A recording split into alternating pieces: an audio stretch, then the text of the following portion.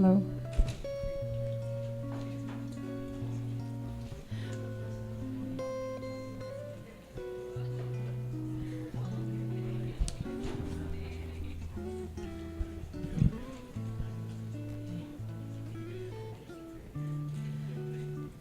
So thank you, everyone. Welcome. Welcome to this afternoon session. Good afternoon, ladies and gentlemen. To start our architectural talks here, let us welcome our moderator and host for today, Ms. Althea Antonio from the Foreign Trade Service Corps, and formerly the commercial attaché to our trade office in Paris and Madrid.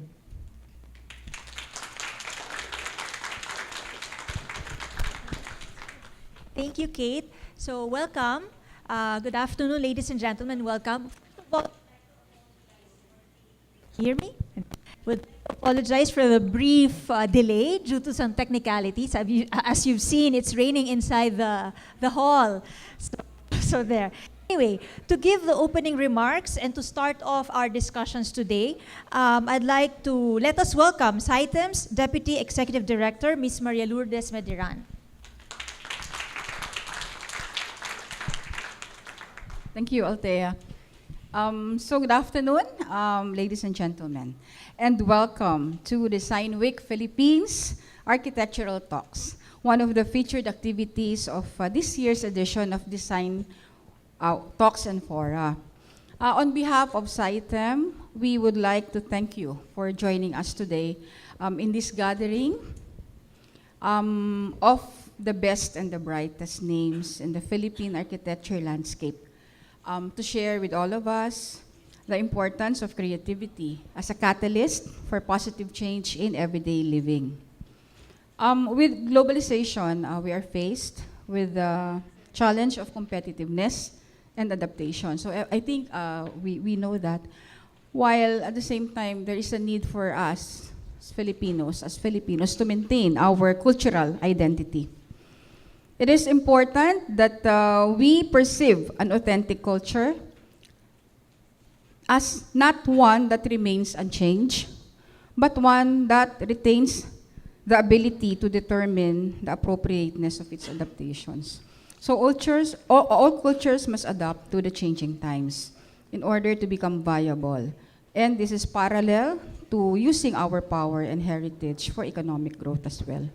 So for today's architectural talks, we will delve into cultural preservation and economic growth through design.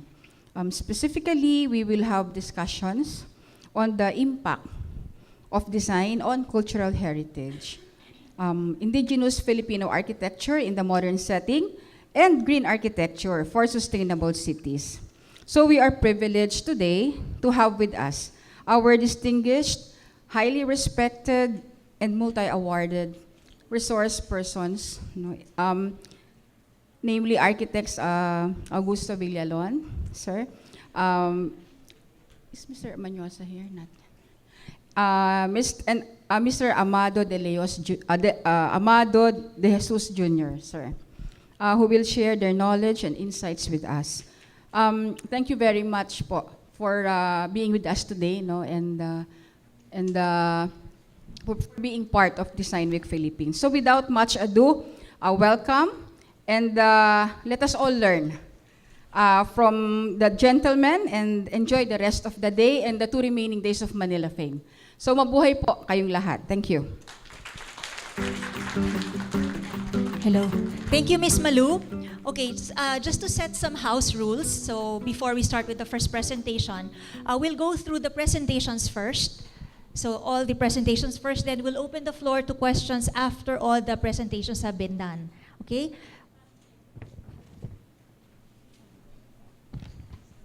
Our first topic or theme to be discussed today is about the impact of design on cultural heritage.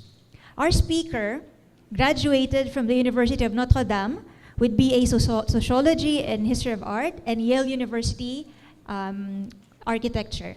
In recognition of his professional achievements, he received a Ph.D Humanities Honoris Causa degree from the Far Eastern University in the Philippines, in Manila.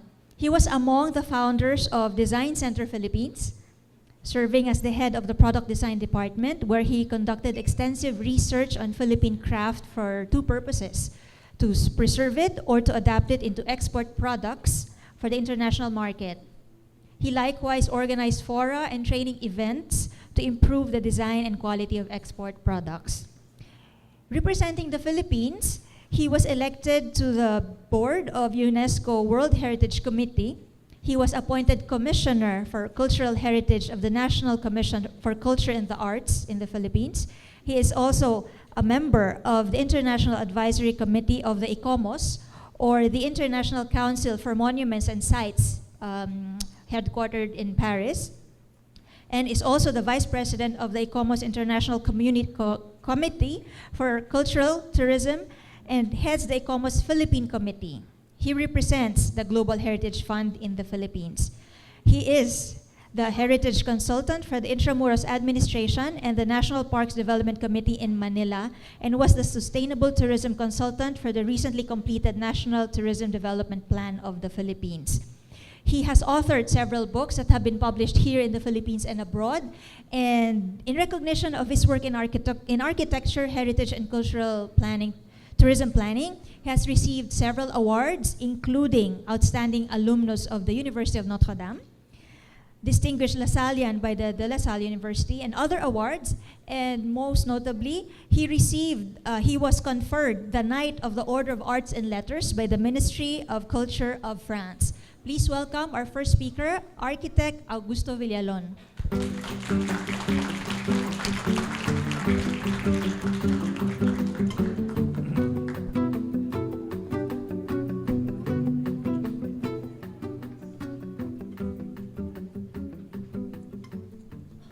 Good afternoon. Can you hear me?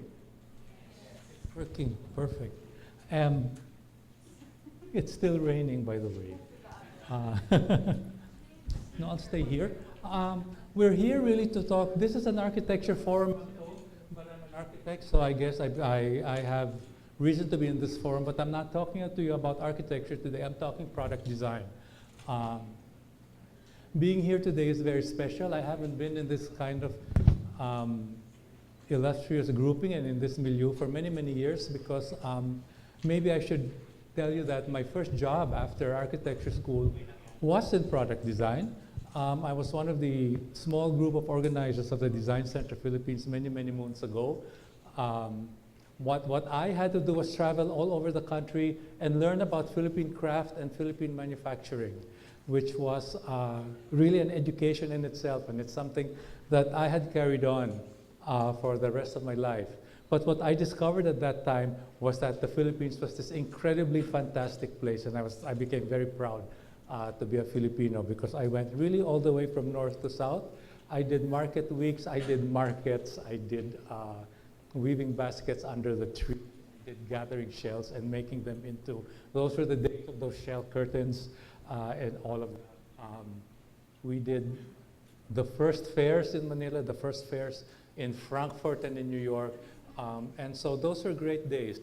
But what I'm really here to share with everybody is how cultural heritage really helps you out in your design work. And an umbrella would really help me out at this point.